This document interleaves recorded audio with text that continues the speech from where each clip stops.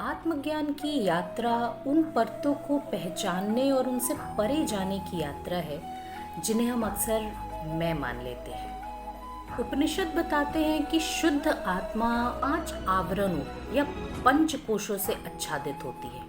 इन आवरणों को समझकर ही साधक अपने वास्तविक रूप का बोध कर सकता है। पंचकोश क्या है? कोश का अर्थ है आवरण या फिर परत। उपनिषदों के अनुसार आत्मा 5 कोशों से या 5 परतों से ढकी हुई है। पहला है अन्नमय कोश यानी स्थूल शरीर, दूसरा प्राणमय कोश यानी जीवन शक्ति, तीसरा मनोमय कोश या मन, चौथा विज्ञानमय कोश या बुद्धि और आखिरी और 5वां आनंदमय कोश यानी आनंद का आवरण। अन्नमय कोश या अन्न से निर्मित शरीर, यह हमारा स्थूल शरीर है जो अन्न से निर्मित होता है, अन्न से पोषित होता है और आखिरकार अन्न में ही मिल जाता है। यह सबसे बाहरी और नश्वर आवरण है। दूसरा प्राणमय कोश यानी जीवन शक्ति का आवरण। यह कोश प्राण या जीवन शक्ति से बना है जो शरीर को जीवित रखती है।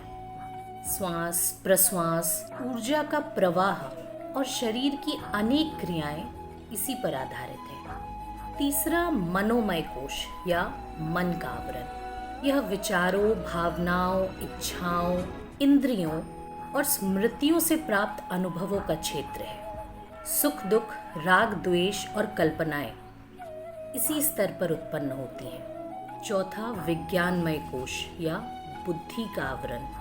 यह विवेक, निर्णय शक्ति, तर्क और अहंकार का क्षेत्र है। सही गलत का विचार तथा मैं करता हूँ की भावना इसी क्षेत्र में उत्पन्न होती है। पांचवा आनंदमय कोश या आनंद का आवरण। यह सबसे सूक्ष्म कोश है। यहाँ गहन ध्यान या सुषुप्ति में आनंद का अनुभव होता है। फिर भी ये आत्मा नहीं है क्योंकि ये भी अनुभव का विषय है। इन 5 कोशों से परे है आत्मा। इन 5 में से कोई भी आत्मा नहीं है, यह केवल आवरण है।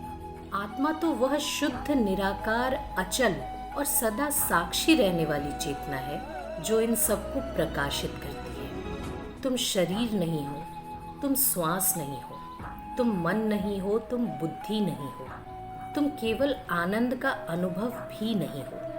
तुम वह शुद्ध चैतन्य हो जो इन सभी को देखता है पर स्वयं कभी नहीं बदलता। यही आत्मा है, नित्य, शुद्ध, बुद्ध, मुक्त और सदा प्रकाशित।